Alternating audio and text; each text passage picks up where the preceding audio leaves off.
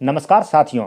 आज हम लोग बात करेंगे भगवान शिव के पहले ज्योतिर्लिंग सोमनाथ के बारे में, जो कि गुजरात में सौराष्ट्र क्षेत्र के वेरावल बंदरगाह के पास स्थित है, जिसके बारे में कहा जाता है कि इसका निर्माण स्वयं चंद्रदेव ने किया था, जिसका उल्लेख ऋग्वेद में भी किया गया है। और यदि इस मंदिर के नाम को देखें तो यहाँ सोम का मतलब है चंद्र ने, जिसकी स्थापना प्रभास के समुद्र तट पर की है। इसके साथ ही यह मंदिर हिंदुओं के लिए बहुत ही महत्वपूर्ण स्थान रहा है, इसलिए कई बार इस मंदिर पर विदेशी आक्रांताओं ने आक्रमण भी किया है। वैसे इस मंदिर को लेकर कुछ पौराणिक कहानियां भी प्रचलित है, जैसे कि प्राचीन हिंदू ग्रंथों के अनुसार सोम यानी कि चंद्र ने राजा दक्ष प्रजापति के 27 कन्याओं से विवाह किया था, लेकिन चंद्रदेव अपने सभी पत्नियों में से रोहिणी नामक पत्नी को अधिक प्यार व सम्मान करते थे। और अपने अन्य सभी बेटियों के साथ हो रहे अन्याय को देखकर राजा दक्ष ने चंद्रदेव को शाप दे दिया कि अब से हर दिन तुम्हारा चमक छिन्न होता रहेगा। और इस शाप के फलस्वरूप हर दूसरे दिन चंद्रदेव का तेज घटने लगा और शाप से विचलित होकर सोम ने भगवान शिव की आराधना शुरू कर दी और अंततः भगवान शिव प्रसन्न हुए और चंद्रदेव के शाप का निवारण कर दिए।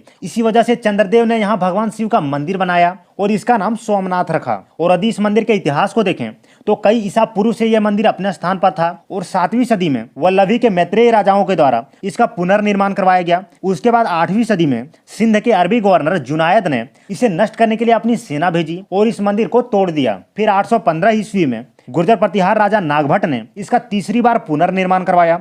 वैसे ही देखें तो उस समय भी इस मंदिर की महिमा और शानो शौकत दूर दूर तक फैली थी। और जब अरब यात्री अल बरूनी भारत आए थे तो उसने इस मंदिर का जिक्र अपने यात्रा वृतांत में किया था, जिससे प्रभावित होकर महमूद गजनवी ने सोमनाथ मंदिर पर हमला किया और उसकी संपत्ति लूट कर बड़ी मात्रा में क्षति भी पहुंचाया। वैसे बताया जाता है कि आगरा के किले में रखे देवद्वार सोमनाथ मंदिर के ही हैं।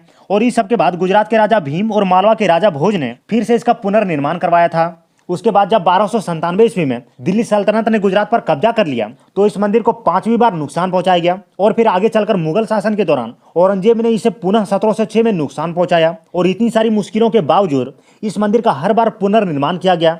और जो मंदिर इस समय वर्तमान में खड़ा है उसे भारत के प्रथम गृह मंत्री सरदार वल्लभ भाई पटेल ने बनवाया था। और दिसंबर 1955 को भारत के प्रथम राष्ट्रपति डॉक्टर राजेंद्र प्रसाद जी के द्वारा इसे राष्ट्र को समर्पित कर दिया गया।